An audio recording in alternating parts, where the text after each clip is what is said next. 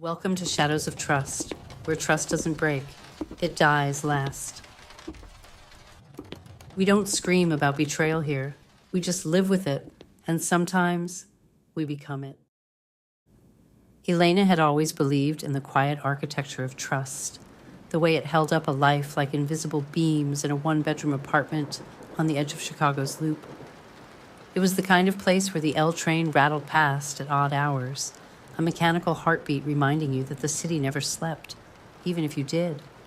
Its screeching brakes a nightly lullaby that blended with the distant hum of traffic on Wabash Avenue, where cabs honked like impatient geese and pedestrians blurred into shadows under sodium lamps.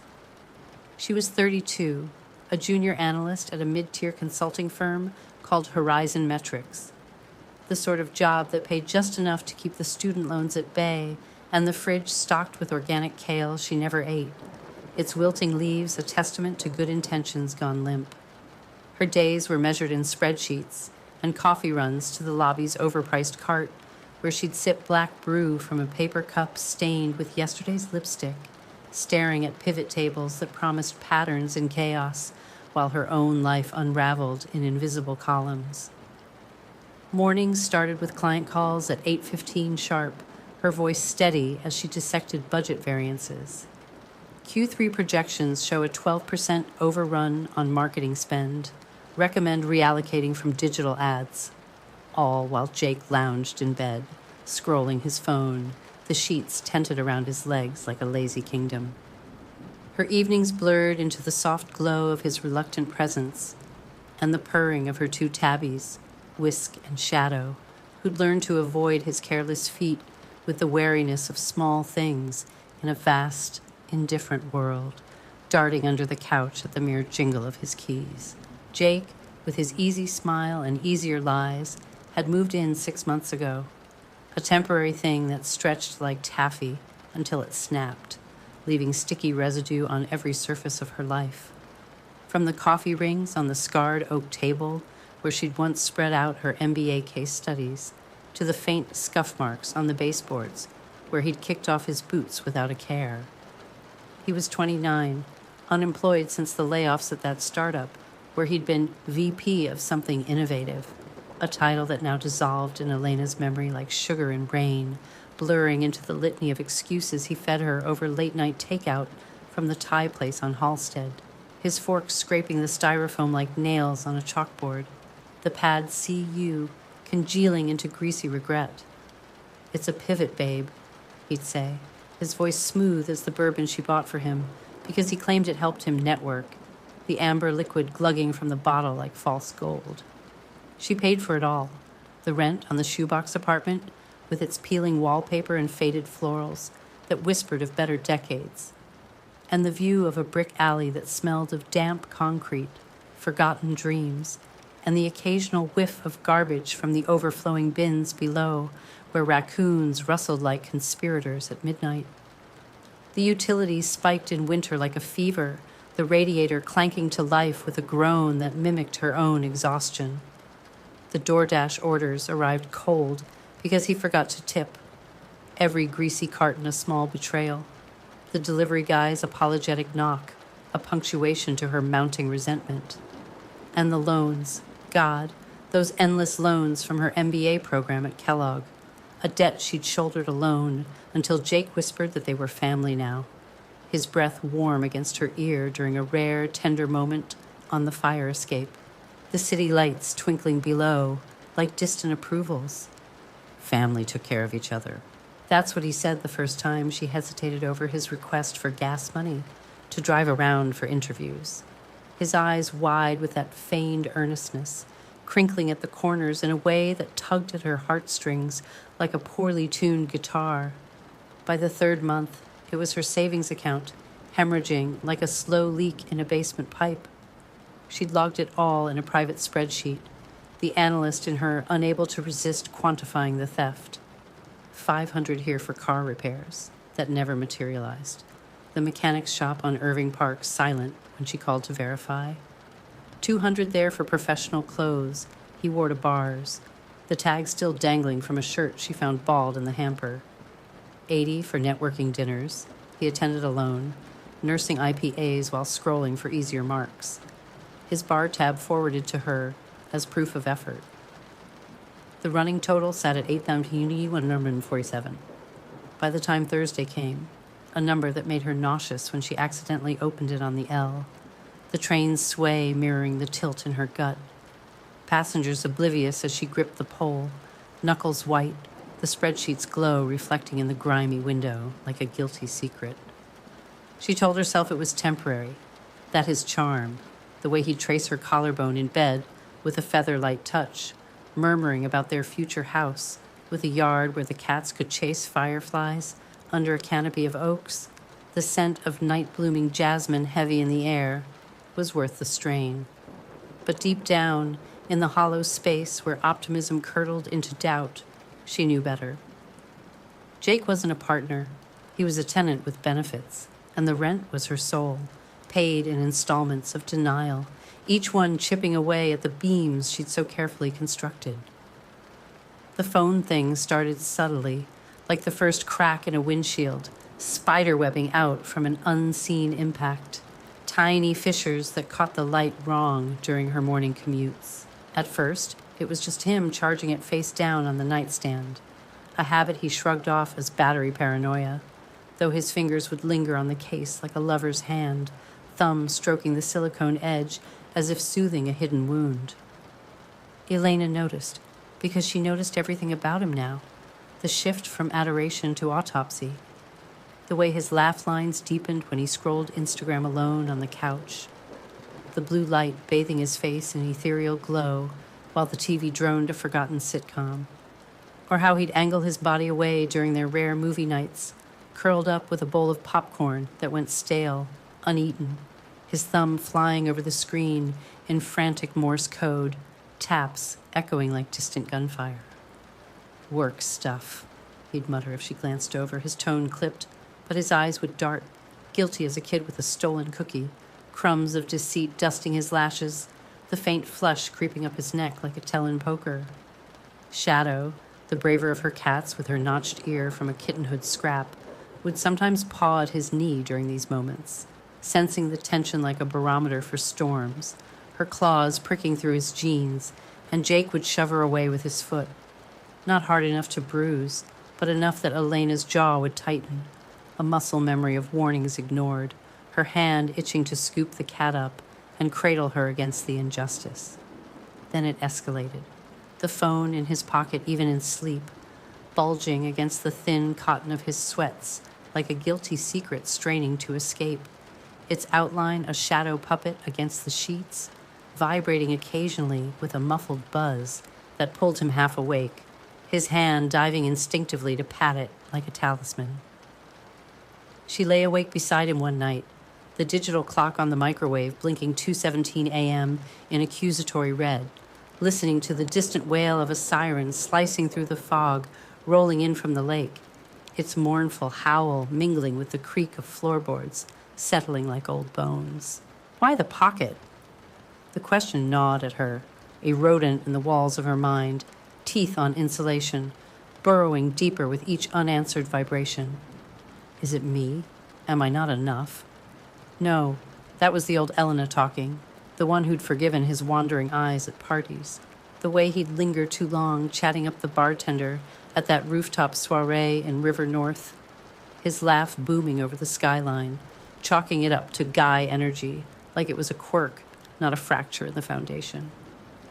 This new Elena, forged in the fire of overdraft fees and unspoken resentments, the ones that simmered during her lunch breaks when she'd stare at her salad, fork idle, felt the stirrings of something sharper. Betrayal, yes, but laced with a cold curiosity, a detective's itch that had her replaying client fraud cases from work in her head, shell companies, falsified invoices, the parallels too neat to ignore.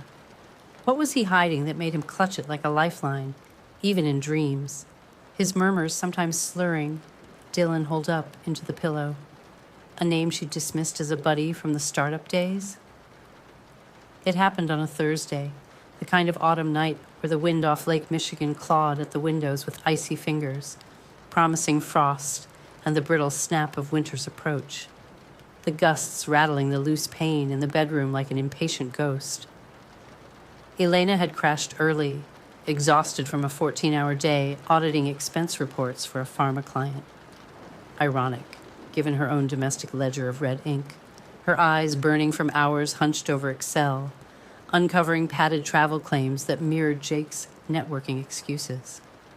She dragged herself home past the steaming manhole covers on State Street, the air thick with the scent of rain-soaked leaves and street vendor pretzels, collapsing into bed with her scrubs from the gym bag still on, the fabric damp against her skin.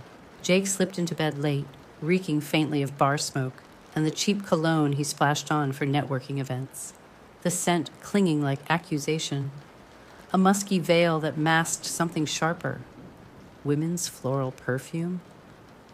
She pretended to sleep, her breathing even as a metronome, while he fidgeted, the mattress dipping under his weight like a fault line shifting, springs protesting with faint squeaks. Then, a soft thud, the phone tumbling from his pocket, skittering across the hardwood like a startled insect, its case scuffed from too many drops, bouncing once before settling inches from her shin with a final clatter that seemed deafening in the hush. It landed screen dark, but alive with the pulse of vibration, notifications stacking like unpaid bills, the device humming against the floorboards like a trapped hornet. A flurry of them, icons blooming like digital bruises, texts, emails, and there, gleaming like a forbidden fruit in the low light of the street lamp, filtering through the blinds, casting striped shadows across the rumpled duvet. An app she'd seen advertised on late-night scrolls during insomniac doom scrolls. Tinder. The flame logo mocking her in the darkness, its orange glow a tiny inferno that warmed nothing but her rising fury. Her heart slammed against her ribs, a trapped bird battering its cage, wings frantic against bone. Just put it on the charger, she told herself, fingers trembling as she reached for it, the cool glass a shock against her skin, slick with a faint sheen of sweat from his pocket. Walk away, pretend you saw nothing. But the screen lit up under her touch, passcode free because Jake trusted her with everything except apparently this. Irony's cruelest joke, a back door left open in a vault of secrets. Messages flooded in. Missed you tonight, stud. Emojis of flames and devils from a profile named Lila89, each one a spark to the fuse, the chain stretching back weeks with timestamps that overlapped their own dates. That night you said you had a work thing? Liar. Photos exchanged, hers in lingerie that wasn't Elena's style, all lace and desperation, the fabric sheer against curves Elena envied in a flash of petty hurt. His shirtless in their bathroom mirror, the one with the crack from when he'd punched it in a moment of frustration over a rejected job app. The fracture line a map of his tempers, steam still fogging the edges from a shower he'd taken without her. But there were more. Sarah, Chi, Megan Lakeview, Jess 312. A taxonomy of betrayal, organized by neighborhood, each thread a vein leading back to the same poisoned heart, timestamps a calendar of her own absences, late nights at the office now weaponized against her. One with Lila89 made her stomach drop like an elevator cable snapping. When can I see you again? I know you said you're dealing with a roommate situation, but... His response, soon, babe. She's clueless. Won't be long now. The words blurred through hot tears. She blinked back, the phone's glow blurring into halos. Elena's stomach twisted, bile rising like acid reflux from a bad burrito, sharp and burning up her throat. She wanted to hurl the phone at his sleeping face, watch his eyes flutter open in confusion, then horror. Wake up, you bastard. Wake up and see me seeing you. The fantasy played vivid, his flinch, the stammered excuses tumbling out like loose change. But she didn't. Instead, she screenshotted it all, a digital breadcrumb trail, 37 images in total, her thumb cramping by the end, each capture a scalpel slice, into the flesh of their shared history. The flash of the camera, a silent accusation in the dark. But then, scrolling deeper into his messages, past the flirtations into buried folders, she found something that made her blood run cold as January wind off the lake, whipping across Navy Pier with a howl that stripped skin from bone. A group chat called the Playbook. 6 men, including Jake, with names like DT Chicago and Ryan the Realtor, sharing strategies like traders swapping stock tips on the exchange floor. Their avatars a rogue's gallery of smirking selfies. Screenshots of women's profiles with ratings, 710, desperate vibes, easy mark, and expense reports of their own, tallying what they'd extracted. Got $500 from the lawyer chick for car insurance? She's good for another grand easy. Jake's contributions were clinical, sociopathic. Pro tip, mention marriage early. Gets them invested. Then slow fade while draining the account. There were timestamps from their own evenings, while she'd been cooking pasta in the kitchen, humming an old Springsteen tune. He'd been typing this, the clack of keys masked by the sizzle of garlic. There were photos, too, not sexual, but worse somehow, invasive as a home invasion caught on tape. Pictures of women's apartments, their belongings, their cats and dogs, captioned with mockery. Check out this one's tchotchke collection. Think she's got taste. Elena's own living room stared back at her from 3 weeks ago. The thrift store couch she defended as vintage, to her visiting sister now a punchline. Her ceramic succulent collection. Gifts from her mother, each one painted with tiny scenes of Parisian cafes, circled in red with the caption, "Basic Bitch Starter Pack." The men responded with laughing emojis, adding their own observations. At least she pays, that's the main thing. And how much longer are you milking this one? Jake's reply, timestamped 2 days ago during her team, happy hour at the corner pub. Maybe another month. Found a backup in Evanston, marketing exec, no kids, owns her condo, upgrading soon. DT Chicago. Dylan, she realized with a jolt, the buddy from the startup, chimed in. Solid play. Hit me up if you need a crash pad. We can double team the next one. Elena sat there in the darkness, phone clutched in both hands now, trembling not with sadness, but with a rage so pure it burned cold, liquid nitrogen in her veins, frosting the edges of her vision. This wasn't just cheating. This was industrial, systematic, a business model with KPIs and exit strategies. She was livestock, a resource to be extracted and discarded, her vulnerabilities itemized like assets on a balance sheet. The spreadsheet she'd been keeping suddenly felt prophetic, a mirror image of his own calculations, their relationship reduced to columns of debits and competing ledgers, hers marked overdue in bold red. She screenshotted the group chat too, 41 more images, her phone's storage filling with evidence of a crime that had no name but felt like theft of something more than money. Theft of the self she'd offered freely, thinking it was cherished, her quirks cataloged as weaknesses.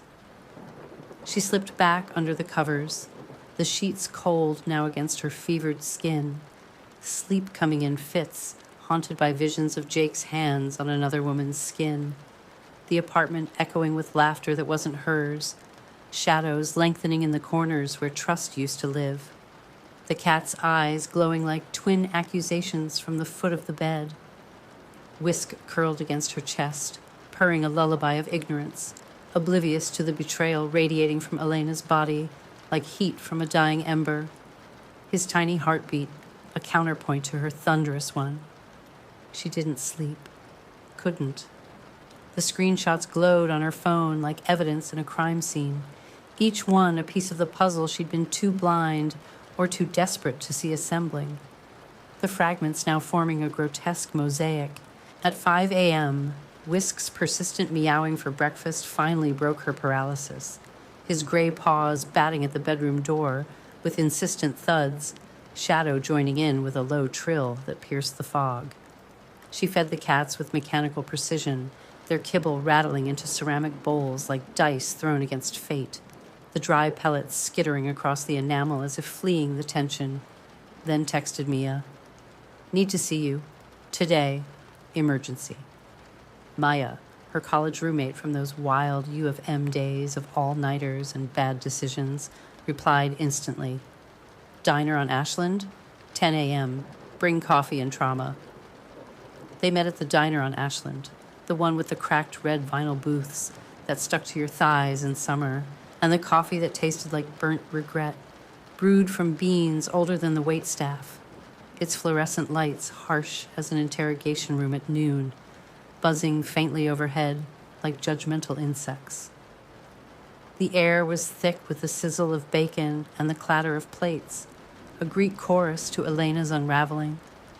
Elena slid her phone across the Formica tabletop, scarred from decades of hashed-out heartbreaks. The screenshots a slideshow of betrayal flickering under the harsh glare. Mia scrolled in silence, her jaw tightening with each swipe. That old fury, the one from junior year, from the boyfriend who'd stolen her vintage camera and pawned it for coke, rising like a familiar tide, her blue hair catching the overhead light like a battle flag, the ends dyed electric from a rebellious phase that never quite ended. "That motherfucker," she finally said, voice low and lethal, pushing the phone back with 2 fingers, as if it were contaminated, her nails painted a fierce crimson, tapping an angry rhythm. "What do you want to do? Keys to my couch? Tire iron for his Prius? Or we go full scorched earth?" Elena surprised herself with how quickly the words came, as if they'd been waiting in her throat all along, coiled like a spring under pressure. "I want him to know how it feels, to be the one waiting, the mark, the fool."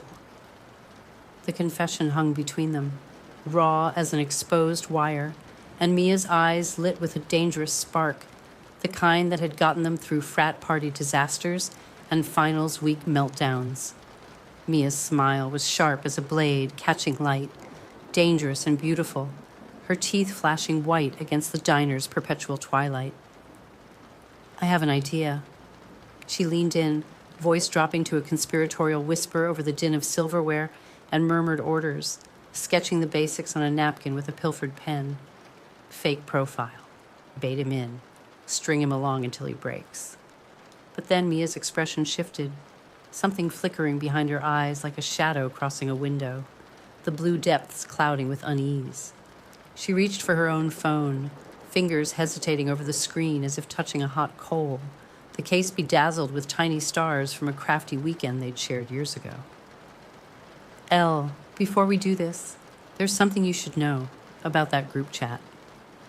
She turned her screen around, showing her Instagram DMs buried in the requests folder, a digital graveyard of unsolicited thirst traps and MLM pitches. A message from 3 months ago, from an account called Candace M92. "Your friend Elena is dating Jake Morrison, right? The tall guy, always at McGee's? Tell her to run. He did this to me, moved in, bled me dry, had 3 other women on rotation.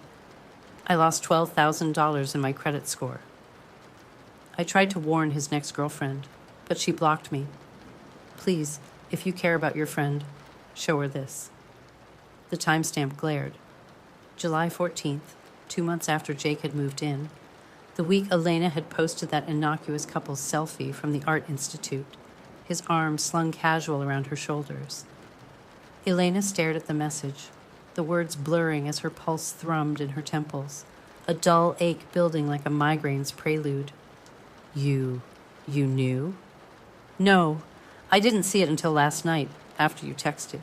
I barely check my message requests. They're usually spam or creeps, guys sliding into DMs with dick pics or pyramid scheme links." Mia's voice cracked, genuine anguish bleeding through, her hand reaching across to grip Elena's, calluses from her graphic design gigs rough against smooth skin. "I went looking after you told me. Thought maybe I'd find dirt on him, old exes venting or bar fight stories. Found this instead. Elle, I'm so sorry. If I'd seen it sooner.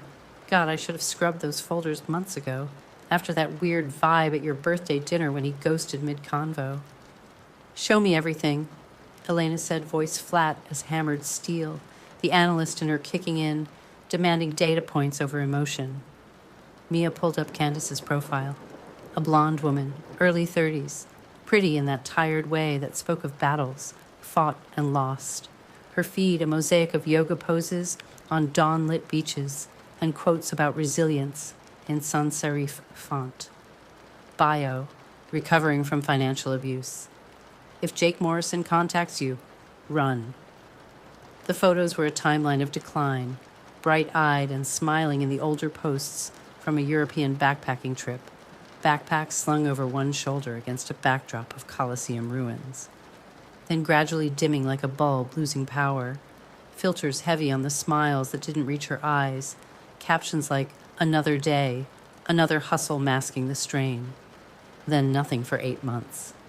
A digital silence louder than screams. Then a restart. New haircut in a sleek bob that framed her face like armor. Defiant selfies in power suits. Captions about rising from ashes.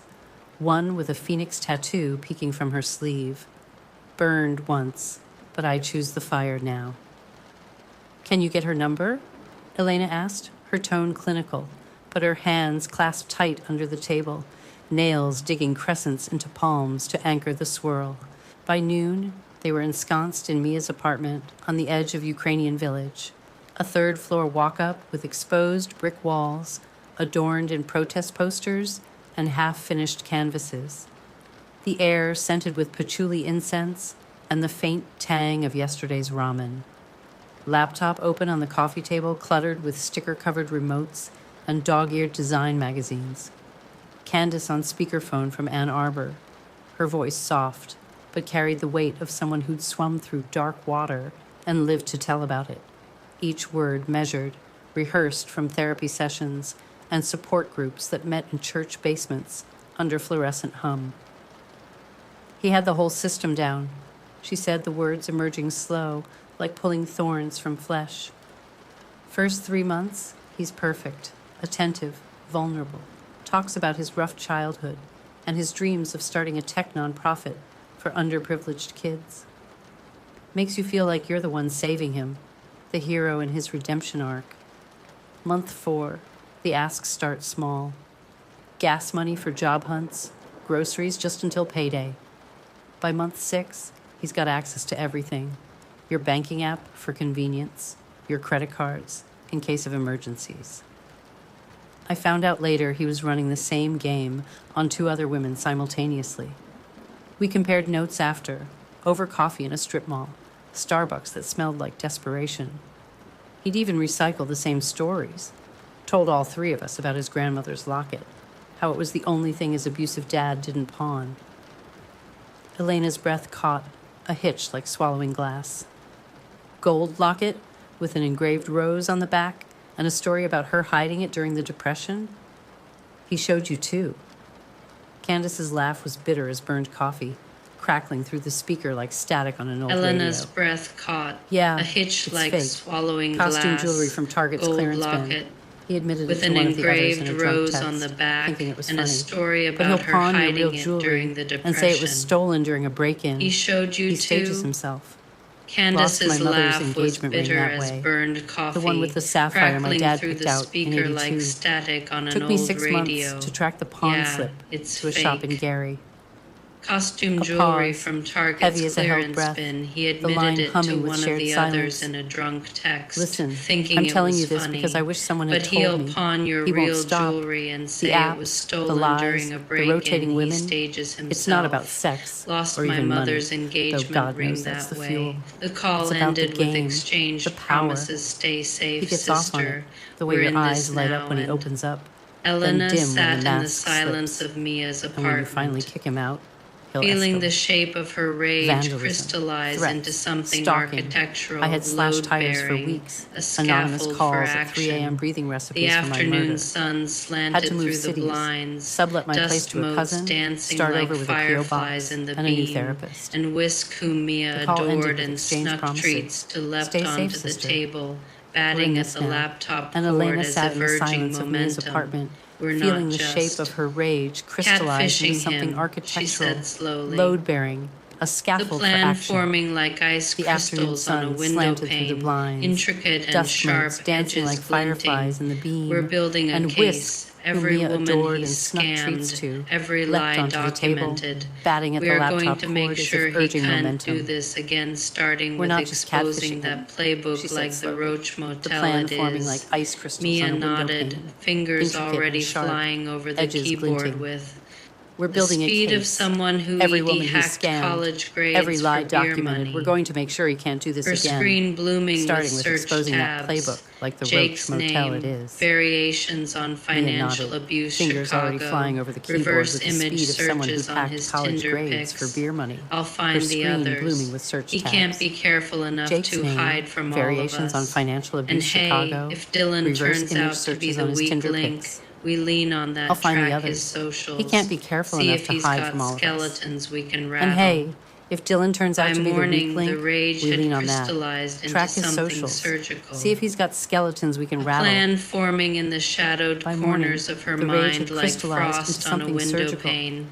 But Plan first, forming in the Elena shadowed needed corners of her mind, confirmation, like needed to frost see on a it with window her pane. own eyes. But The first, ghost made Elena needed flesh, confirmation. not just pixels. Needed to see it with her Marco own from eyes. work, the The senior ghost made analyst flesh, with the not sharp just suits pixels. tailored to his lithe Marco frame from work, and sharper the tongue senior honed analyst with on the sharp years of suits boardroom tailored to his battles. lithe frame and Had sharper offered tongue multiple times honed to on years of investigate boardroom that battles. parasite Had you're offered dating. multiple times His to words wrapped in the investigate that protective parasite you're dating. sarcasm of a gay His man words who wrapped in the ED seen protective too many sarcasm friends of a gay gutted by man beautiful who'd seen too many liars, his own friends ex. gutted by A beautiful gallery liars. owner who ED His own drained ex, their a joint gallery account owner for who art drained their joint investments account that turned for out art to be investments crystal shipments from that turned out to be Amsterdam. crystal shipments She'd from Amsterdam. always laughed it off. She'd always laughed it off. Defensive. Defensive. The way you defend defend a tooth rotting until the tooth pain until becomes the pain undeniable. becomes undeniable. Brushing his concerns aside Brushing during his water cooler concerns chats aside during with a quip water about cooler Jake's chats charming with a quip unemployment about phase. Jake's charming unemployment Now she texted him phase. during a client Now debrief, she texted her him thumbs during a flying under client the conference room debrief. table. Her thumbs flying Remember under that the offer? conference room I'm table. taking you up on it. Remember Drinks that after? offer? They I'm met after taking work you on up Tuesday, it. the Drinks autumn after. dusk painting the skyline in bruised purples as they slid into a corner booth at the Gauge on Michigan Avenue, the gastropub's polished wood and leather a far cry from her alley view hovel, the air rich with the scent of seared scallops and aged scotch. Marco arrived with 2 old fashions, his a double, hers muddled with extra bitters for the bite, and a glint in his eye that promised justice, his cufflinks glinting like tiny handcuffs under the pendant lamps. Okay, Nancy Drew, spill the tea, or in this case, the screenshots. What's got you texting mid-stand-up like the building's on fire? Elena showed him the phone, watched his expression cycle from disgust, lips pursing as he scrolled the Tinder threads, to fury, his olive skin flushing as he hit the playbook, to something calculating and cold, his analyst brain whirring like a well-oiled machine. Jesus Christ on a cracker. This isn't a boyfriend. This is a parasite in a human suit, complete with a board of directors. He pulled up Jake's Instagram on his own device, scrolling through the tagged photos, the check-ins at bars Elena had never heard of, like a speakeasy in Logan Square with velvet ropes and velvet lies, and cross-referenced with public records, his fingers a blur. Okay, he's at McGee's every Tuesday like clockwork, 8 p.m. sharp. Posts about industry mixers, but the geotag screams singles night. Let's go see what networking looks like up close. Recon only. I'm not trying to catch these hands in a bar fight. McGee's was a dive in Wicker Park, the kind of place where the lighting was dim enough to forgive sins and the whiskey cheap enough to encourage them. The walls papered in faded band flyers and the bar top sticky with generations of spills. The jukebox crooning Tom Waits like a gravel-voiced confessor. Elena and Marco took a booth in the back, half hidden behind a structural column etched with carved initials from lovers long scattered, and ordered nachos they wouldn't eat, props for the surveillance, the chips going soggy under neon glow, jalapenos sweating like informants. Jake arrived at 8:47, swagger in his walk that Elena used to find confident, now saw as predatory, his leather jacket slung over one shoulder like a cape, scanning the room with the efficiency of a hawk. He wasn't alone. A woman, early 40s maybe, blonde highlights catching the neon beer signs like Fool's Gold, laughing too loud at something he said, her hand fluttering to his arm in that universal gesture of interest. Marco leaned close. His cologne, sandalwood and spice, a comforting shield, whispered, "He's working her. Watch the hand on the small of her back. Possession disguised as chivalry. Classic alpha play from Psych 101. Elena watched, clinical now, her nacho fork idle as Jake performed his routine with the precision of a street magician. The lean in during conversation, his shoulder brushing hers just so. The eye contact held just long enough to suggest intimacy, pupils dilating under the low lights.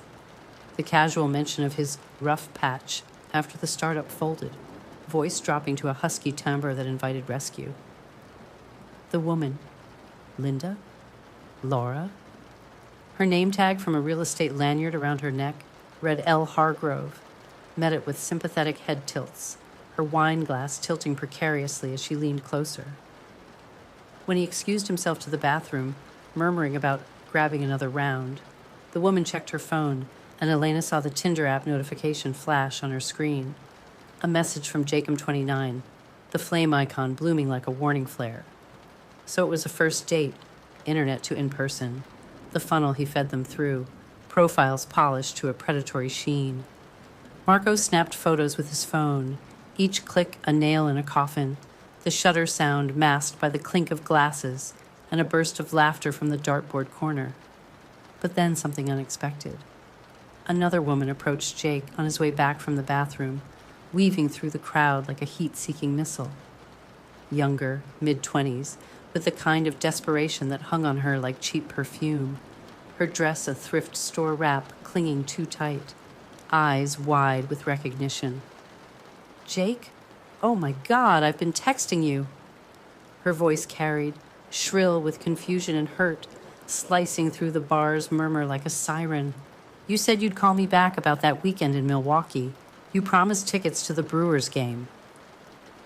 Jake's face flickered through micro-expressions, surprise widening his eyes a fraction, calculation narrowing them to slits, smooth recovery in the span of a heartbeat, as he pivoted, arm extending to block her advance. "Jess! Hey, yeah, sorry. Work's been insane. Deadlines piling up like bad karma. This is actually a work meeting."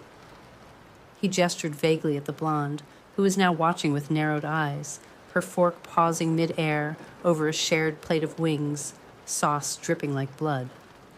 "But let's definitely catch up later, okay? I'll text you the deets. Promise. Milwaukee sounds epic." He steered Jess toward the door with the practiced efficiency of a bouncer herding drunks, words too low to hear over the jukebox's gravelly croon. But Elena caught Jess's face, confusion softening into acceptance, the way a rabbit relaxes in a snare, her shoulders slumping as she nodded, fishing for her phone to check for the promised text that would never come. "He's juggling 3 women in one bar," Marco breathed, incredulous, his breath warm against Elena's ear as he zoomed in on a photo. "That's not even efficient. That's just arrogant, like he's daring the universe to call his bluff. And that Jess? Poor kid looked like she'd mortgaged her dignity for a smile." The blonde stayed another 20 minutes, cooling visibly as Jake returned with explanations Elena couldn't hear, but could read in his body language. Soothing hands, gesturing openness, apologetic shrugs that pulled at heartstrings, a refill of her Chardonnay pressed into her palm like contrition. Eventually the woman left, heels clicking a staccato retreat toward the door, and Jake ordered another beer, pulled out his phone, and started swiping, the screen's glow illuminating his face in stark relief, thumb flicking profiles like shuffling a deck stacked against hope. Elena felt something crack inside her chest, not heartbreak. She'd passed that exit miles back, somewhere between the first gas money ask and the second overdraft alert. But a clean snap, like a bone setting wrong, the pain sharp and clarifying. She'd seen enough. The nacho sat untouched, a greasy monument to her naivety. As they slipped out the side door into the chill night air, leaves skittering across the sidewalk, like fleeing secrets, Marco slung an arm around her shoulders. Elle, this guy is dangerous. Not like bad boyfriend dangerous. Cheating hearts and ghosted texts. Like clinical. That was practiced, scripted down to the micro pauses. He's done this enough times to have contingencies for his contingencies, like a flowchart from hell. He squeezed her hand, his rings cold against her skin, engraved with a Latin proverb about resilience he'd gotten after his ex's betrayal. Whatever you're planning, make it count. And for the love of Cher, be careful. I've got your back, but I can't afford another therapy copay for you. They spent 2 hours in that booth the next day. Wednesday now, the pub quieter in daylight, sunlight slanting through grimy windows to highlight dust bunnies under tables. Voices low and conspiratorial. Mia's laptop open between the coffee rings and abandoned toast crusts from a hasty breakfast. Crumbs scattering like confetti for a war council. We need photos he'll bite on, Mia said, already scrolling through her Instagram archives, her phone propped against a sugar shaker, the screen a gallery of calculated allure. Sexy, but not pornographic. Girl next door with an edge. His type, right? That mix of approachable and untouchable. Elena nodded, studying the images with clinical detachment, the analyst overlaying data points on desire. Mia in a dive bar on Fulton Market, eyes smoky with liner and mischief, a half-empty pint in hand. Mia in low-rise jeans that showed a hint of hip bone, tattooed with a tiny anchor from a nautical phase. Mia laughing, head thrown back in a sun-dappled park, the kind of carefree joy he'd always claimed to want, but could never inspire in Elena. His touches turning her laughter to sighs, too soon. Use them all, Elena said, the words steady now, purpose sharpening her voice like a whetstone on steel, the rasp audible even to her. Make him squirm. Hell, make him writhe. Let him taste the hook he sets for others. They created the profile right there, Elena's fingers flying over her own phone while Mia coached from the sidelines, her blue hair falling like a curtain as she leaned in. Bio needs to be flirty, but vague, adventurous. No red flags, nothing about recent breakup or looking for serious. That'll spook him. The username came easily, AvaBlue22, a nod to Mia's electric hair and Elena's favorite number, the one she'd worn on her high school soccer jersey before injuries benched her for good. A torn ACL that taught her early about bodies betraying you in slow motion, before she'd learned that betrayal came in smaller, slower forms than torn ligaments, like whispers in the dark. Bio, adventurous soul seeking sparks in the windy city. Blue eyes, wild heart. No games, unless they're fun. They laughed about it then, a brittle sound that cracked the tension like ice under pressure. Mia's cackle drawing a side eye from the bartender wiping down the rail. But Elena felt the weight of it settling into her bones. This wasn't just revenge, it was reclamation. A ledger balanced in blood and pixels. Her debts repaid in kind. She was taking back the power he'd siphoned from her, drop by drop, until she was whole again, the apartment's beams reinforced with spite. But as they set up the profile, uploading the first batch of photos, Mia in a silk slip against a brick wall, shadows playing coy with collarbones. Elena's phone buzzed on the table, a vibration that jolted like an aftershock. A text from an unknown number. Is this Elena? Candace gave me your number. My name is Teresa. Jake Morrison did the same thing to me last year. I have evidence if you need it. Screenshots, bank statements, even a recording of him admitting the ring was a prop. Elena stared at the screen, the words stacking like bricks in a wall of solidarity. Then another text pinged. There's more of us. I'm in a support group. Financial abuse survivors. 4 other women have stories about Jake. Do you want their contacts? We meet Thursdays at a coffee shop in Hyde Park. Neutral ground, no pressure. By nightfall, Elena had 7 phone numbers, 7 testimonies, 7 ledgers of theft that mirrored her own, each call a thread weaving a noose. She started with Teresa, a voice like smoked velvet over the line from her cubicle at a nonprofit in the South Loop, the hum of printers in the background, a mundane counterpoint to horror stories. He moved in after 2 weeks, said it was fate after we bonded over bad family Thanksgivings. By month 3, my emergency fund was his bridge loan. I found the Playbook when I borrowed his laptop for a work presentation. Thought it was a fantasy football league at first. Rachel in Pilsen came next, her accent thick with Mexican roots, voice cracking over the roar of the blue line in the background. Lost $15,000, and my apartment, when he convinced me to co-sign a lease he never paid, said it was for a pop-up gallery his art contacts loved. Came home to eviction papers and his closet empty, but not before he sold my abuela's silverware online. Monica in Lincoln Park, a banker with a laugh like shattered crystal. Discovered he'd photographed my credit cards during a movie night and run up $8,000 in debt, hotels, flights, jewelry for gifts to his mom. The cops called it civil, but it felt like rape of my future. Ashley in Andersonville, the youngest at 28, her words tumbling fast like she'd rehearsed them in mirrors. Found him in bed with 2 other women. In my bed, in my apartment, I'd given him a key to after he cried about being homeless post-layoff. One was Jess from the bar. Small world, huh? We laughed about it later, over IPAs at Hopleaf, but it took months to stop checking locks at night. The stories piled up like bodies in a mass grave, each one a ghost demanding witness, their voices blending into a chorus that drowned out Elena's isolation. We should go to the police, Teresa said during one call, her voice weary with the weight of already knowing the answer, the clink of her teacup audible like a tiny bell tolling defeat.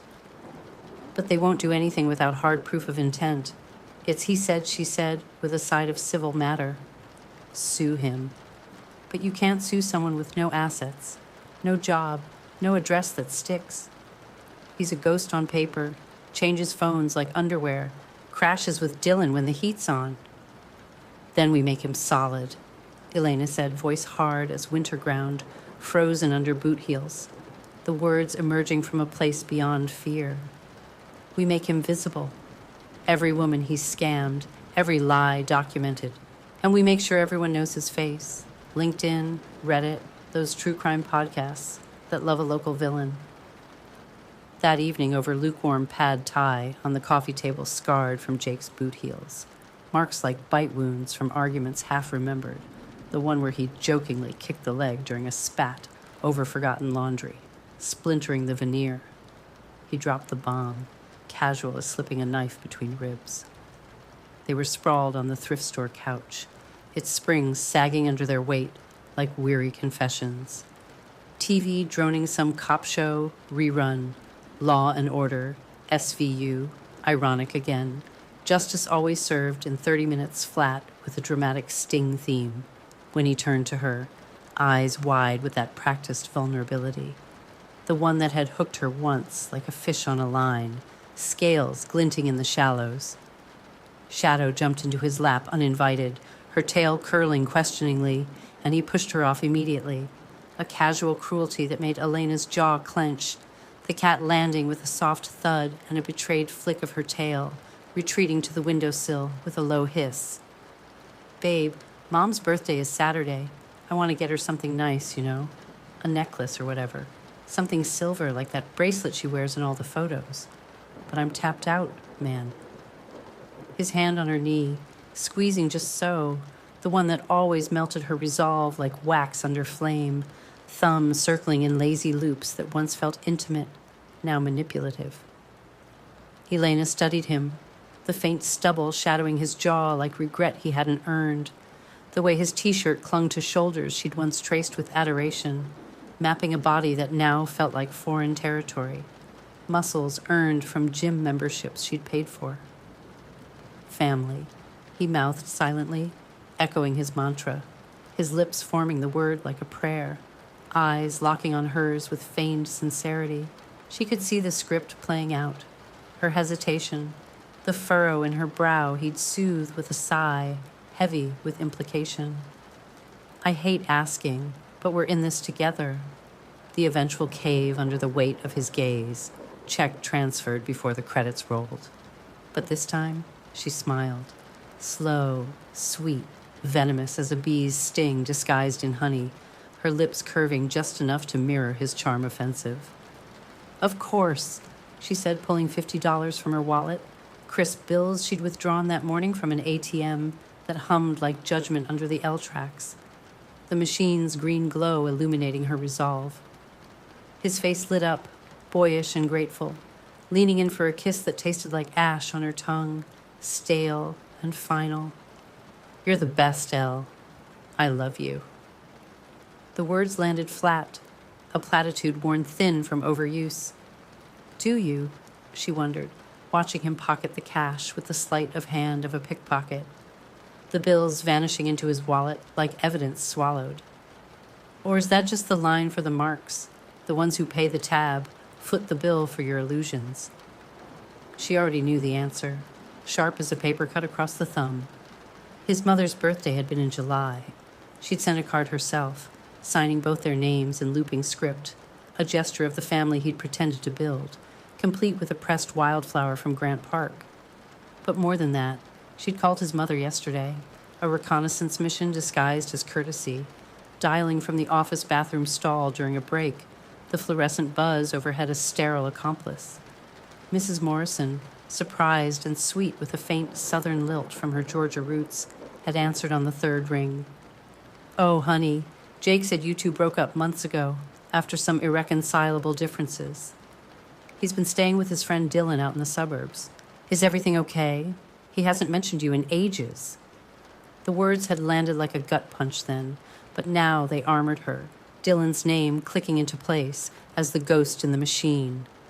Dylan. Another piece clicking into place, the accomplice lurking in the Playbook's margins. Elena had glimpsed him in Jake's phone calls, late-night murmurs on the fire escape. Yeah, DT, we'll rotate her out next month. Dismissed as bro talk, but now recontextualized as conspiracy. That night, after Jake left for another networking event that smelled like lie and looked like bar, his goodbye kiss lingering too long, as if tasting for cracks in her facade, Elena did something that would have horrified the version of herself from 6 months ago. She broke into his laptop. Not technically broke. He'd given her the password once, casually back when he still performed transparency during a trust-building weekend in Door County. The lake wind whipping whitecaps as he handed over the keys to his digital kingdom. Men like Jake never changed passwords because that required believing they could be caught. A vulnerability they armored against with denial.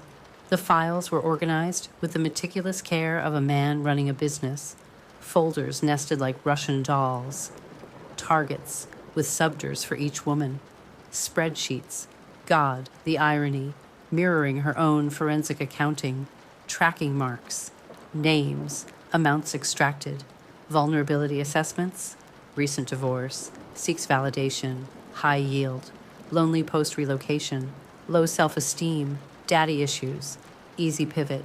Elena's entry simply read, MBA debt, needs to feel useful, good for 10K plus, rotation schedules to avoid overlap, color-coded calendars syncing dates with drains. There were templates, pre-written texts for different scenarios, apology scripts with variables. I'm sorry, babe. Insert excuse. Work crunch, family emergency. Seduction beats broken into phases. Phase 1, mirror her interests. Phase 2, vulnerability drop. Exit strategies with damage control checklists. Ghost after 6-8 weeks. Block if pursued. Pivot to next via shared friend intro. But worse was the folder labeled Insurance, a vault of violations that turned her stomach to stone. Screenshots of intimate photos the women had sent, not just sexual, but vulnerable. Crying selfies sent during hard days, mascara-streaked pleas for reassurance, bare faces without makeup, raw and trusting in morning light. Bodies in ungainly positions during sex, limbs tangled in post-coital haze. Blackmail material, filed and cataloged by leverage potential. High, emotional breakdown for sympathy play. Medium, nudes for silence threats. Elena's own face stared back at her from a thumbnail, a photo she'd sent after a bad therapy session. Eyes swollen from tears, she'd over her father's grave on the anniversary. Nose red, with the caption she'd written, "Sorry I'm a mess today. Thank you for being patient with me." Jake had saved it with the file name Elena, crying, leverage.jpg, tagged with notes, use for guilt trip if she pushes back on loans, plays to savior complex. She vomited then, barely making it to the bathroom, her body purging the poison of knowing, knees hitting the cool tile as waves crashed through her, the acrid taste of betrayal mingling with toothpaste residue. When she emerged, pale and shaking, Whisk and Shadow were sitting outside the bathroom door, twin sentinels with ears perked, Shadow's tail tip twitching in concern. She gathered them both into her arms, buried her face in their fur, soft and warm, smelling of kibble and clean litter, and made a promise whispered into Whisk's ruff. He will never hurt anyone again. I will make sure of it. The cats purred in unison, a vibration that steadied her pulse, their trust a balm against the world's machinations. She copied everything to a thumb drive. The USBs click into the port, a vow sealed in silicon, then uploaded it to 3 separate cloud storages. Google Drive under a throwaway account, Dropbox via Mia's link, iCloud with 2-factor from Marco's spare authenticator, paranoia or wisdom, both equally useful now in this shadow war. Then she called Candace back, the line connecting with a beep that echoed her resolve. The evidence you wanted? I have it. All of it. His playbook, his marks, his insurance folder. Enough to destroy him. Not just reputations, but any shot at normalcy. Candace's sharp intake of breath crackled through the line, followed by a low whistle like wind through cracks. Send it to me. I know a lawyer. Works with domestic abuse cases at a firm in the Loop. Takes some pro bono for women like us. Maybe we can't get him criminally without wire fraud proof. But civil suits, restraining orders, public record, we can make his face searchable. A warning that pops up when you Google his name, top of the results. Jake Morrison, serial scammer.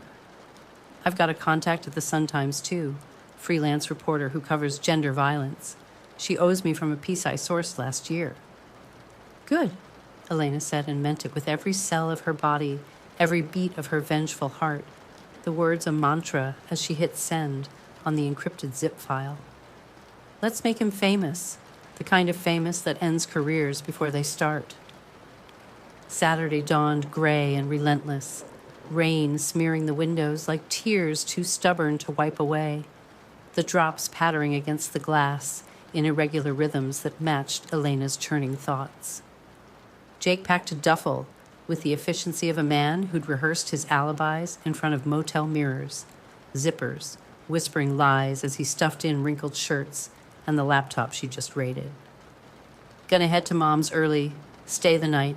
Traffic's a bitch on the Dan Ryan this time of day. Construction crews everywhere. He kissed her goodbye in the doorway, lingering a beat too long, as if sensing the fracture lines spiderwebbing beneath her skin, his lips pressing with a fervor that felt like desperation in hindsight. Elena leaned into it, her lips curving against his in a mockery of affection, her hand on his chest feeling the rabbit-quick thrum of his heart. Have a great time. Tell her happy birthday from me. Maybe slip in that I'm looking forward to meeting her properly someday. She watched his face, the flicker of something, guilt, confusion, quickly smoothed over like plaster on a crack, his smile twitching at the edges. Yeah, will do. Love you, Elle. The door clicked shut behind him, and the apartment exhaled, the air lighter, freer, as if it too had been holding its breath, the radiator sighing in agreement. She stood there for a moment, the silence vast and accusatory, Whisk winding between her ankles with a questioning mew. his fur brushing her calves like a plea for normalcy, then moved like a woman possessed by the ghost of her former self, methodical, unyielding. Drawers yanked open with a vengeance that echoed off the walls, clothes balled into trash bags. The hefty ones from under the sink, black as the void he'd left. His faded band tees reeking of stale sweat and regret from concerts he'd dragged her to, promising our thing, but leaving her alone in the crowd. The socks with holes she'd darned once in a fit of domestic delusion. Stitches of hope unraveled now, threads dangling like nooses. The Xbox he'd bought on her credit card during a Black Friday binge, controllers tangled like veins pulsing with stolen hours of Call of Duty marathons while she crunched numbers over time. Books half read, spines cracked like promises. The alchemist dog-eared at the part about personal legends, ironic now. The cologne bottle half empty, its cap loose as his fidelity. The atomizer clogged from neglect. But then she found it, tucked in the pocket of his winter coat, the wool peacoat she'd gifted him last Christmas from a sale at Macy's, a small velvet box nestled like a landmine. Her hands trembled as she opened it. A ring. Diamond, modest but real, the kind of ring you propose with. Solitaire set in white gold, catching the gray light in a wink of false hope. Her breath caught, confusion breaking through the fury like sunlight through storm clouds, a traitorous warmth blooming in her chest. For a moment, one aching, treacherous moment, she wondered, was he going to? Had all the whispers about forever been building to this? A redemption arc I couldn't see? The fantasy flickered, him on one knee in the alley below, cats as witnesses, the L's rumble a fanfare. Then she saw the receipt, fallen from the coat pocket and fluttering to the floor like a confetti of cruelty. K Jewelers on North Michigan, payment plan in the name of Rachel Herrera, dated 14 months ago. Balance due, stamped, delinquent, referred to collections. Rachel from Pilsen. The woman he'd scammed a year ago, the one who'd co-signed his ghost lease. He'd never paid off the ring, let the debt fester in her name like an untreated wound, and kept it, probably proposed to someone else with it, or planned to, the diamonds sparkle a borrowed promise. Elena stood there, ring in one palm, receipt in the other, the paper crinkling under her grip, and laughed, a sound like shattering glass, sharp enough to make Shadow's ears flatten from across the room, her body arching in alarm. The cruelty was almost poetic. He proposed with stolen rings, built futures on stolen money, loved with stolen words. Nothing about him was his own. He was a composite sketch of a man, features borrowed from whatever worked on whichever mark, a collage of conquests. She photographed the ring and receipt, the flash bleaching the velvet to gray, sent it to Candace with the message, "Found your ring." And the proof, looks like Rachel's too. Serial borrower. Then she put it back in the coat pocket, nestling it deep like a seed of future reckoning, and kept packing, the duffel's zipper a final hiss of dismissal. Rachel deserved her evidence, a talisman for her own healing, but Elena deserved her peace, the apartment's air circulating freer with each bag sealed. It took 2 hours, sweat beading on her forehead, despite the chill draft from the cracked window, muscles aching from the lift and drag, her breath coming in ragged bursts as she hauled the bags down the narrow stairs one by one, the banister's chipped paint flaking under her grip like shedding skin. The neighbor's door creaked open once on the second landing, revealing Mrs. Kowalski's curious squint through the chain, her curlers wrapped in a faded scarf, robe belted tight against the draft. "Everything all right, dear? Sound like elephants moving furniture up there." Elena paused, bag slung over shoulder like a yoke, forcing a tight smile through the burn in her thighs. "Just spring cleaning, Mrs. K. Out with the old, you know." But Mrs. Kowalski, a Polish grandmother who'd survived worse than bad boyfriends, Warsaw uprisings, Chicago winters without heat, a husband lost to the mills, didn't retreat into platitudes. She unhooked the chain with a jangle stepping into the hallway all 4'11" of her, house slippers shuffling on the threadbare runner, and fixed Elena with eyes that had seen through Stalin's promises and Reagan's economics and every bullshit story in between, gray and unyielding as Lake Superior pebbles. "That boy," she said, her accent thick as winter stew, rolling the R like a rumble of thunder. "He is no good. I watch. I see him leave with different girls in his car." "Your car? He takes without asking, yes?" Keys jingle like thief at night. I write down dates, times, descriptions. "For insurance," my son says, but I say for truth. She disappeared into her apartment, the doors swinging on squeaky hinges, returned with a spiral notebook, the kind school children use with wide margins for doodles, pages filled with dates and times and cramped handwriting, blue ballpoint bleeding through in spots. October 3rd, 2:47 p.m. Takes car, returns 6:23 p.m. Smells like women's perfume, cheap kind from drugstore. October 8th, 11:15 a.m. Leaves with blonde woman, tall heels. They go to U-Haul store on Western. Argue in lot, she cries. October 15th, 9:42 p.m. Brings brunette inside, giggles loud, leaves at 1:17 a.m. She walks home alone. The list went on. 3 months of surveillance. A grandmother's vigil against the predator in her building. Entries meticulous as a detective's log, including license plates and hair colors. Elena felt tears prick her eyes, not from sadness, but from the unexpected kindness, the solidarity of women across generations recognizing danger and documenting it like archaeologists of misery, unearthing bones from the rubble. "Mrs. Kowalski, I thank you.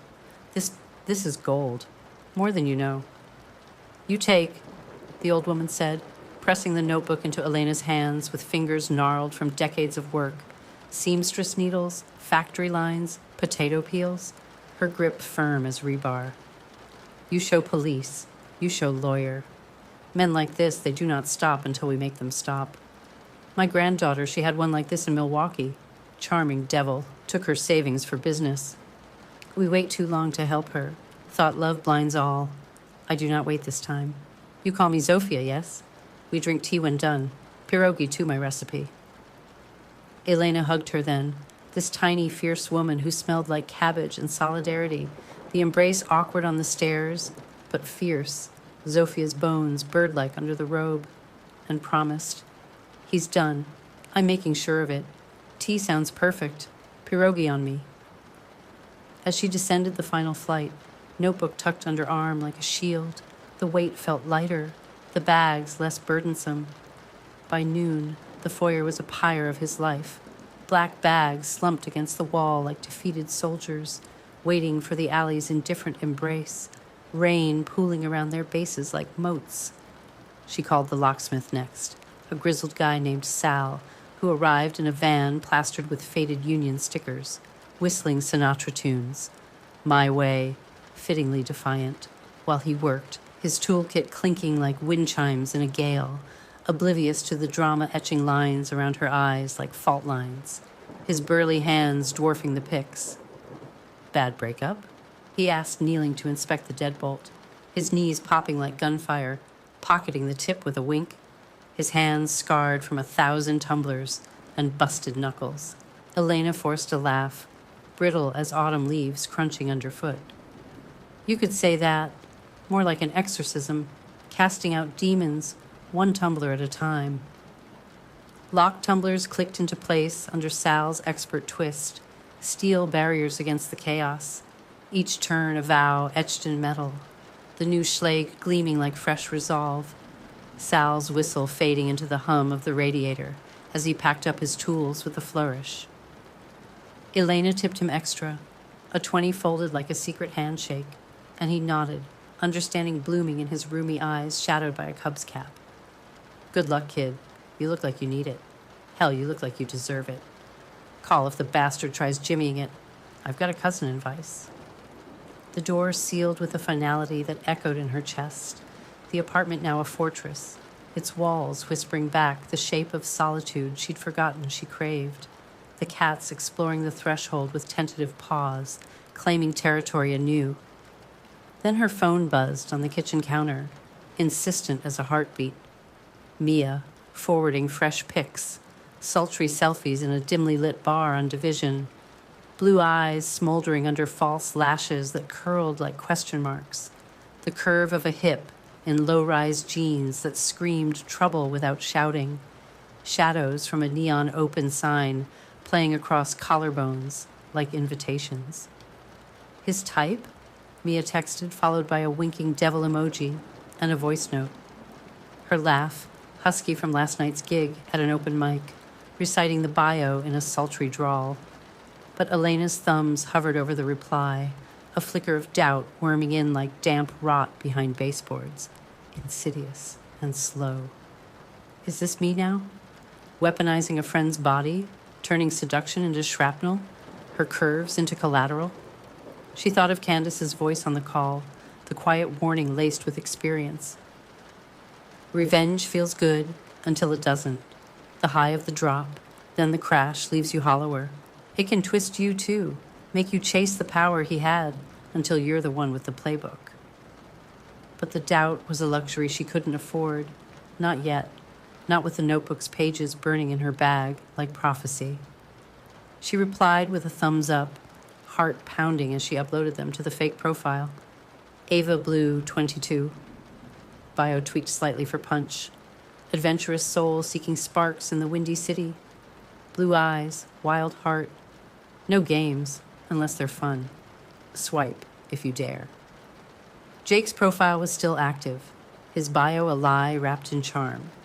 Single guy, rooming with a buddy. Love deep talks and deeper nights. Chicago-born, trouble-bound. They matched within the hour, as inevitable as gravity pulling debris into orbit, the notification a spark in the dry tinder of her plan, pinging while she microwaved leftovers, the ding cutting through the hum like fate's alarm. But as the chat opened, "Hey, beautiful, your smile's got me hooked already. What's a girl like you doing in a profile like this?"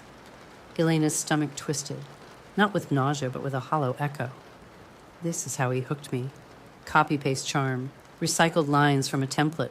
She typed back as Ava, fingers steady despite the tremor in her soul, channeling Mia's bravado. Flattery will get you everywhere, stranger. Just a windy city wanderer looking for heat. What's a guy like you doing swiping on a rainy Saturday? Hiding from the storm? The chats unfurled over the week like a poisoned vine, Elena typing from the kitchen table under the harsh pendant light that swung like a noose on its chain.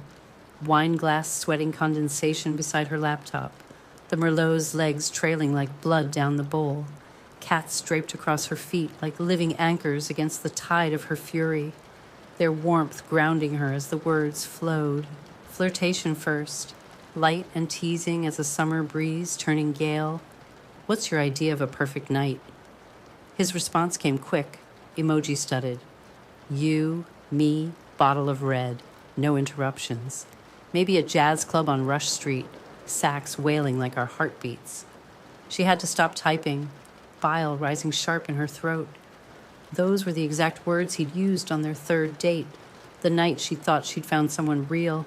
His breath warm against her ear in a booth at that dive bar in Division, the air thick with cigarette ghosts and possibility, her guard slipping over shared fries. Lies piled on lies.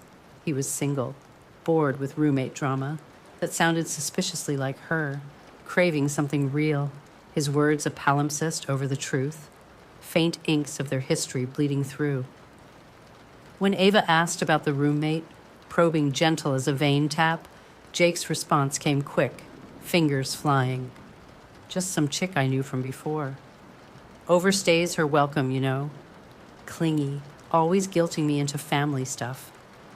I'm looking for a place of my own, somewhere with a view, maybe a balcony for stargazing. Elena's fingers hovered over the keys, rage making her vision swim like ink in water, the wine turning sour on her tongue. She typed as Ava, "Sounds exhausting. You deserve better, someone who lets you breathe." His reply, "You have no idea," followed by a winking emoji that twisted the knife deeper, the little yellow face leering like a co-conspirator, but then a pause, dots flickering erratically like a stuttering heartbeat. Wait, you sound familiar. We met before? That laugh in your pic reminds me of a girl from a party last summer. Elena's breath caught, a near discovery like a footfall in the dark behind her, the room suddenly colder. Had he glimpsed Mia's photos somewhere? A tagged story from a mutual bar scene? Or was it the phrasing, too close to Elena's own banter from Lazy Sundays? A ghost of their pillow talk bleeding through the veil.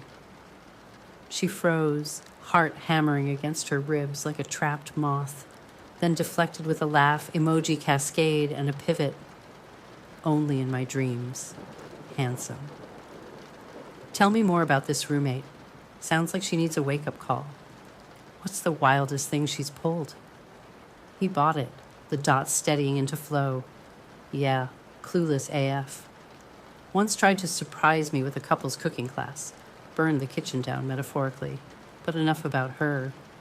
What's your poison? Red or white? I'm partial to a cab that bites back. Crisis averted, but the close call lodged in her like a splinter under nail, drawing blood with every shift, a reminder of the thin ice beneath. That night, doubts multiplied in the quiet hours after midnight. The L's rumble a distant thunder. What if he figures it out mid-chat? Connects the bio to Mia's public posts? What if this blows back on her? Exposes her photos to his creeps in the Playbook? She confided in Marco over late-night tacos from a truck on Clark Street, his apartment a sanctuary of mid-century modern and merciless honesty. Eames chairs and buttery leather, walls lined with first edition Auden that he'd splurged on post-divorce, the air scented with cilantro from the foil containers steaming on his coffee table. Babe, you're playing with fire in a paper dress, he said, chopping extra cilantro with surgical precision, knife flashing under the track lighting. The moral tightrope's fraying. Catfishing's empowering until it's entrapment in court. But if you're in, I'm your lookout. I've got a contact at the DA's office. Handles fraud cases. White-collar wolves in sheep's clothing. We can loop her in quietly, get eyes on the forgery angle. Marco's contact turned out to be Lena Vasquez, a prosecutor with a reputation for dismantling con artists, like Clockwork Toys, her own scars from a marriage that ended in asset stripping, ex-husband vanishing with their savings into offshore accounts, leaving her to rebuild from ramen and rage. They three-way called the next evening, Lena's voice clipped and competent, over the line from her home office in Oak Park. The faint cry of a toddler in the background, humanizing her steel. Send me everything, the chats, the spreadsheets, that insurance folder. But tread light on the vigilante stuff. Catfish could read as provocation, taint the chain of custody. We need clean evidence, not revenge porn vibes. Judges hate theater. Morally complex, Lena. A woman who'd once let her ex walk to protect their daughter from custody wars. Now channeling that regret into scalpel work, her questions probing like depositions. Has he threatened you? Any physical marks? And this Dylan, accomplice means conspiracy charges if we flip him. Monster or victim? Lena mused when Elena shared the childhood file hints. Plenty of broken boys become wolves, but that's his cross, not yours. Each night, Elena pushed further, channeling Mia's bravado like borrowed fire, the chats escalating from banter to blaze. But inside, her thoughts churned like a storm drain, in flood, debris of doubt clogging the flow. Do you even hear yourself, Jake? The man who begged for grocery money last Tuesday, counting pennies for ramen while I covered the electric bill. Sexual tension built, explicit and raw as an exposed nerve. Her sending Mia's cropped nudes, shadows playing across skin like secrets whispered in code, the images filtered soft but insistent. Him responding with voice notes, breath ragged over the hum of bar noise, words slurring into moans that echoed in her earbuds like accusations, tinny and intimate. God, Ava, you're killing me here. That curve in the third pick, lethal. When can I see you? Touch you? The audio sent shivers down her spine. Not desire, but disgust, a mirror to the seduction tapes in his templates. But midway through the week, technical difficulties struck like a glitch in the matrix. Ava's account glitched, messages delaying by hours, Jake's texts piling up unanswered in a digital queue. Everything okay? Ghosting already? Did I say something wrong? Too forward on that last note? Elena panicked in the office bathroom, switching SIM cards under the fluorescent buzz. Mia on speaker cursing the app's algorithms like a hacker denied entry. It's shadow banning you. Too many reports on similar profiles. Or maybe Dylan's feeding tips to Tinder mods from his insider contacts. That smug fucker. Saw his LinkedIn. Tech consultant? Yeah, right. Dylan. The accomplice. The shadow puppeteer. Elena had messaged him anonymously from a burner app earlier that week, posing as a concerned X mark with a throwaway Gmail. Heard you're in on Jake's game. Walk away before it crashes. Cops are circling. Dylan's reply had been smug, emoji-free. Mind your business, sweetheart. Or we'll make it yours. Your address is public. Easy find. A threat, veiled but venomous, dripping with the casual menace of men who traded in intimidation. And now this glitch felt like retaliation, a digital tripwire sprung. She redid the profile from scratch that night, heart in her throat as she recreated the bio, the photos uploading slow over spotty Wi-Fi, but the delay cost her. Jake grew cagey, his messages shorter, laced with probing questions that skirted too close. You from around here? Ever been to McGee's on Tuesdays? Love that dive? Another near miss, his memory a minefield of half-recalled faces, the bar's dim light blurring boundaries. She suggested the meetup on Wednesday, casual as a coffee invite laced with arsenic, typing from her desk during a lull in client emails, the office hum a white noise cover. Why text when we could touch? Sparks deserve friction. His eagerness was a gut punch. Hell yes. Name the time, I'll make it magic.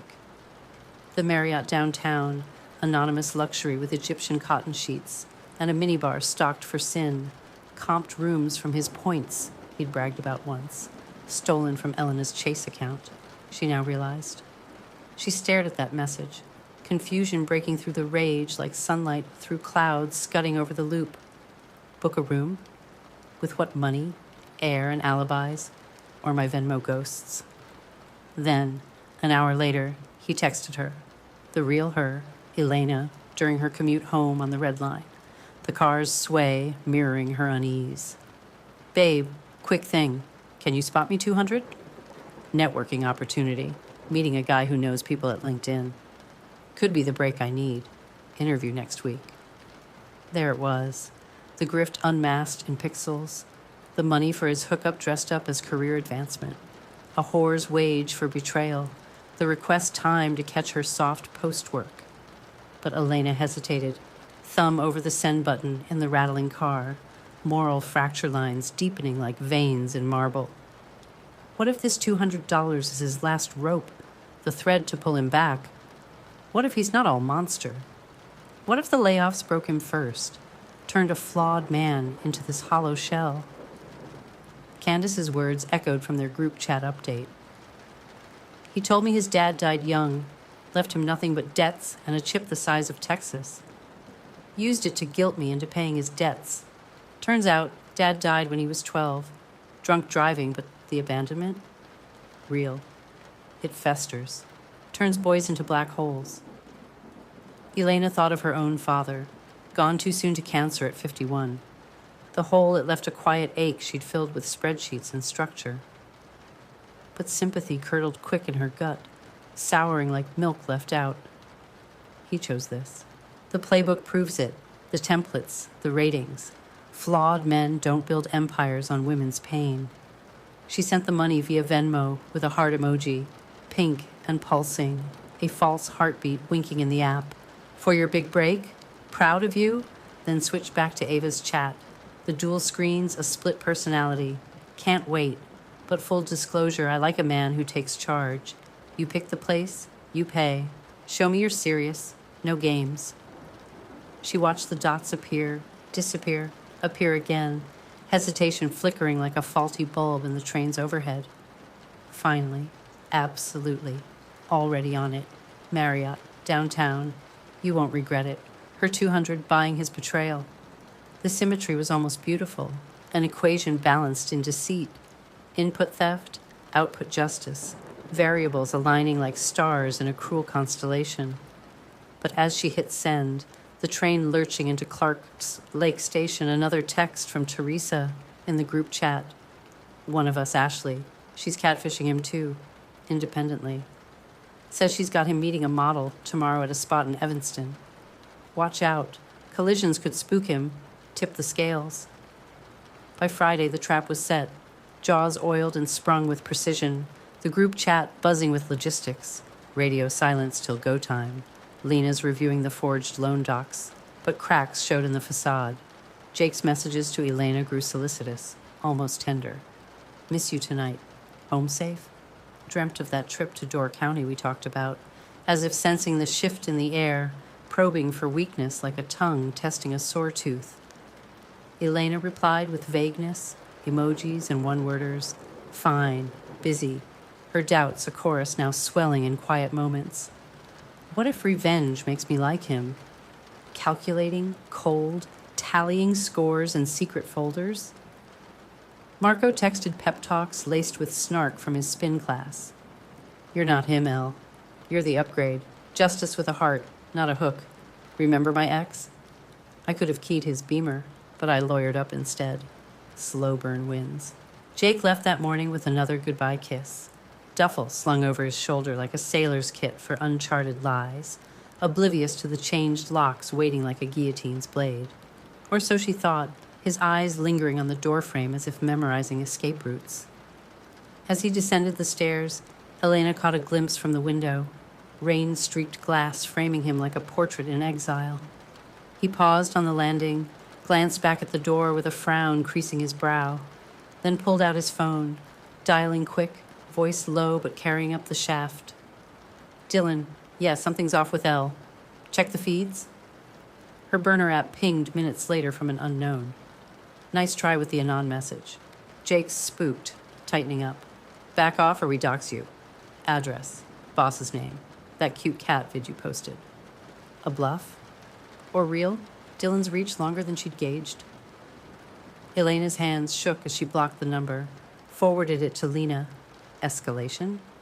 But the seed of paranoia took root, twining with her veins like kudzu. Night fell, the city a neon bruise beyond her blinds, pulsing with the indifferent rhythm of lives unlived, horns blaring on Lakeshore Drive, laughter spilling from passing cabs like champagne from overfilled flutes. Elena paced the apartment, Whisk and Shadow watching her with concerned yellow eyes from the couch, their tails flicking like metronomes, counting down to detonation, the scent of fresh paint from the locks, mingling with the ghost of Jake's aftershave, acrid as regret, clinging to the pillows she'd stripped. At 8 p.m., she ramped it up as Ava from the kitchen, wine refilled, the glass cool against her palm. On my way. This traffic is insane. Whackers a parking lot. Cut to Jake in room 412, the Marriott's hush broken only by the tick of the clock on the mantel and the fizz of champagne he couldn't afford. Cheap Prosecco swiped from a corner bodega, poured into flutes that mocked his solitude, bubbles rising like futile hopes. He paced the suite, king bed untouched with its duvet, folded crisp as hospital corners, minibar door ajar, 2 bottles of water swiped from the lobby to stretch the budget, caps twisted off with teeth. Where is she? His phone buzzed. Elena's real thread, a casual thinking of you. Hope your mom's party is fun. Miss our movie night sent as bait, testing waters. He stared, guilt flickering like static on an old TV. Should I tell her? End this double life before it implodes? Ava's too perfect, too risky, but swiped it away, refocusing on Ava's chat, thumb smudging the screen. No worries, beautiful. Room 412, ice bucket chilling. Doors cracked for you. At 9 p.m., GPS is being weird, resending the address, lost in the loop. He sent it again, coordinates precise, Marriott on Michigan Ave. Take your time, I've got stories to tide you over. But doubt crept in, the same paranoia that made him pocket his phone at night, now coiling in his gut. He scrolled Tinder absent-mindedly, hedging bets matched with a new profile. Sophia Evanston, marketing exec, sharp suits and sharper wit. Irony's cruel joke, his upgrade from Elena now catfishing him back. Ashley's handiwork with a borrowed headshot from a stock site. Hey, stranger, Sophia messaged instant. Up for trouble? My place. Wine waiting. Jake typed back, 2 chats open like parallel universes, a juggler on a wire thinning to thread. Trouble's my middle name. Details? At 10 p.m., parking is impossible downtown. Valet swindling me. Jake's response frayed at the edges. Emojis strained. There's a garage on Wabash, level 3. I'll wait all night if I have to. Champagne's sweating. But he didn't wait passive. Stepped onto the balcony for air, city lights blurring below into a mosaic of yellow and red, the wind whipping his hair, and called Dylan, speaker on as he leaned on the railing. This Ava chick's flaking hard. Feels off like she's stringing me. Delays, dodges. You see anything on her IP? Dylan's laugh crackled through, tinny over the line. Paranoid much? Or guilty conscience? Remember that lawyer you ghosted last month in Oak Park? Her PI's been sniffing around, posting in those survivor forums. Tighten your game.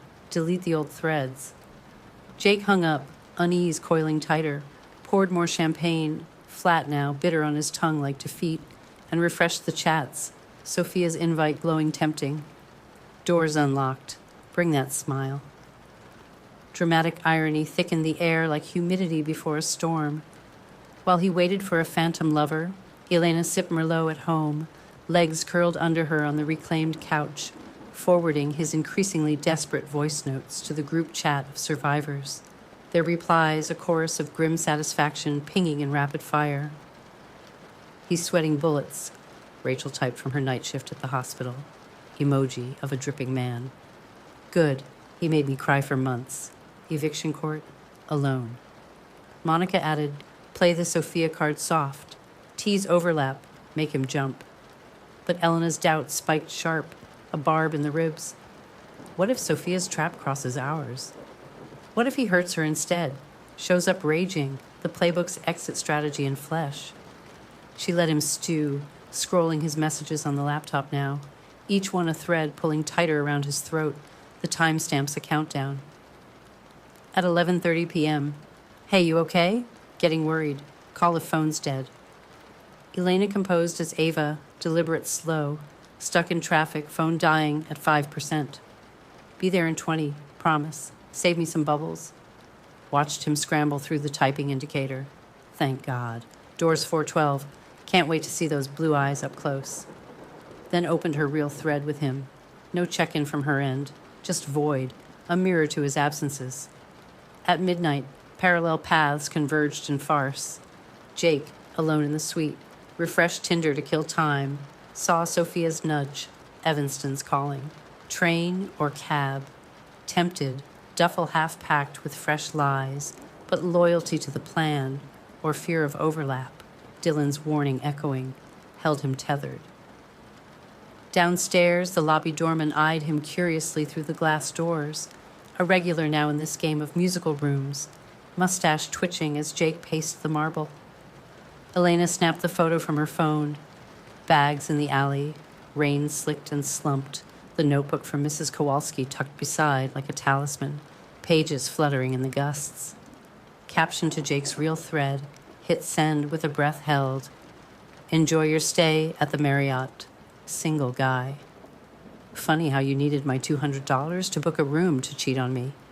Family takes care of each other, right? Oh, and the locks are changed. Your roommate has evicted you. Sweet dreams. Hope the champagne's worth the hangover. To Ava, actually, I'm not coming. I don't exist. But she does, your girlfriend you called clingy. The one who just saw everything. The chats, the playbook, the ring that wasn't for me. Hope the room was worth it. And the cats? They're safer without you. Keys stay with me. His response to Elena erupted like a geyser. Barrage of texts. What the fuck? Elena? This isn't funny. Answer me. Where's my stuff? Locks? What the hell? Punctuated by missed calls, stacking in voicemail, his voice rising from confusion to snarl. To Ava. Who is this? What the fuck is happening? This is insane. Give me a name, a face. Then the real call to her number. Blocked mid-ring. The vibration cut short like a throat slit. But Jake didn't crumble quietly. The leopard never changes his spots without claws first. He bolted from the Marriott, hailing a cab in the downpour. Loop, fast, tip big. Rage a blindfold over reason, ignoring the burner's ping from Dylan. Abort mission. She's on to us. Delete everything. Lay low. At her door, fists pounding like war drums, the confrontation erupted as scripted in her nightmares, but amplified, raw and visceral. You bitch. Ava was you? With Mia's face? Those fake-ass pics?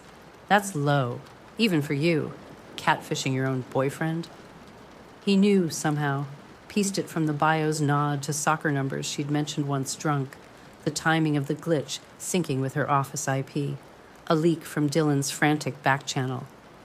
Elena, through the peephole's fisheye warp, dialed 911 with steady fingers. Intruder, X, threats, but he rammed the door, wood splintering around the frame with a crack like lightning, Sophia's shouts from across the hall piercing the chaos. Stop! Or I call police too. My son is Sergeant. You hear? Sirens wailed in the distance, closing fast.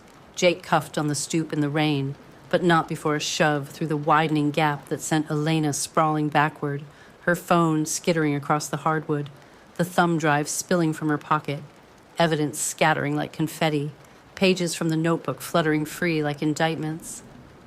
The aftermath wasn't clean. It was a bog, sucking at her ankles with mud-thick complications, pulling her deeper even as she thrashed for solid ground. Charges pressed, assault, violation of impending RO, criminal trespass. But Lena warned over coffee in her cluttered office, files stacked like Jenga towers. His lawyer's claiming entrapment on the catfish, says you provoked the assault with the setup, emotional baiting. Could weaken the fraud case, make it look like lovers' quarrel instead of pattern. Financial damage unearthed layer by layer.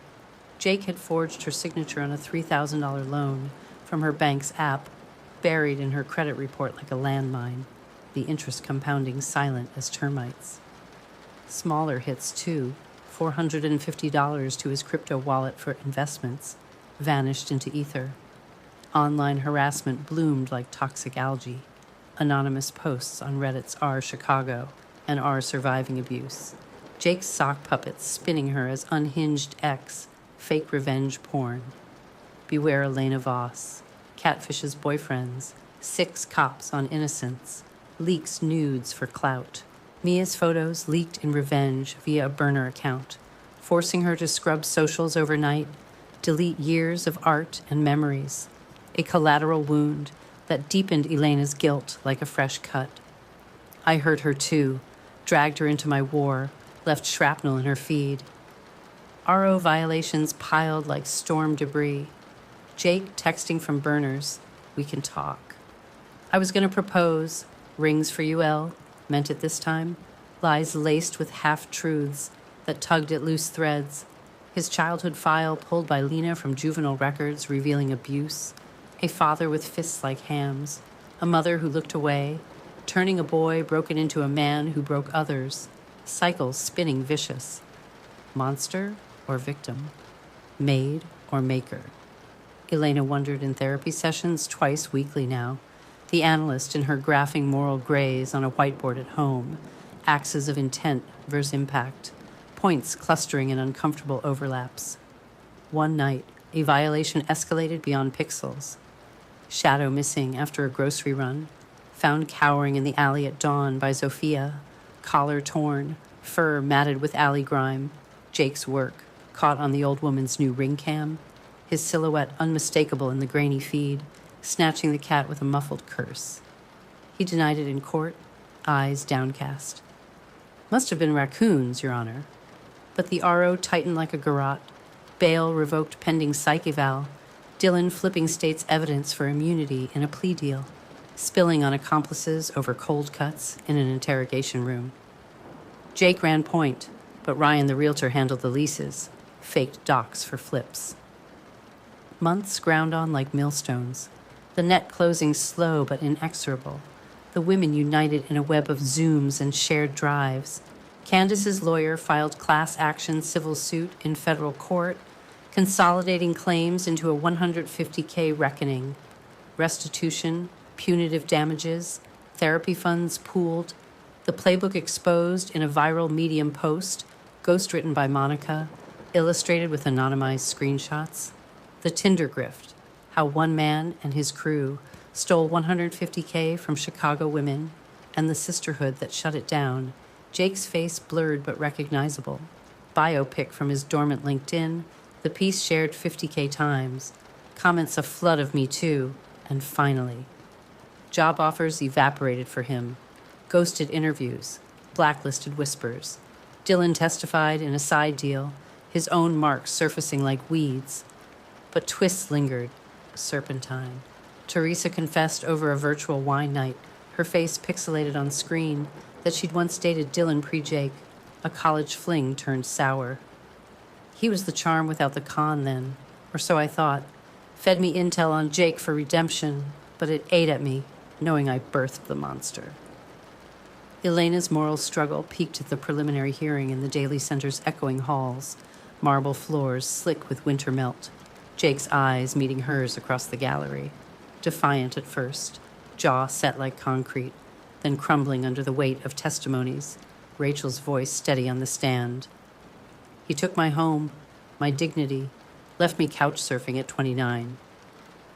His whisper as bailiffs led him away. I was scared, of failing you, of being nothing. A hook, baited with vulnerability, but Elena walked out unbroken into the snow-dusted plaza, doubts cauterized by the cold, the women's arms linking hers in a chain. Whisk and shadow reclaimed the couch fully, sprawling like queens. Marco and Mia her anchors, weekly dinners at Zofia's laden with pierogi steaming in butter. Lena her blade, sharpening filings over takeout foe. The L rattled past like applause now. Her new work account swelled, not with vengeance, but value. A promotion to senior analyst auditing abuse patterns and corporate fraud. Her spreadsheets weapons for the greater good. Betrayal's scar tissue toughened her, a lattice of strength, but light leaked through cracks. A woman who forgave her blindness, weaponized her wounds without losing her core, and emerged not fierce alone, but whole. Shadows pocketed, yes, but keys in hand, turning locks on a future self-forged. If this resonated with you, remember, it's fiction, but your story matters. Share in comments if you're comfortable.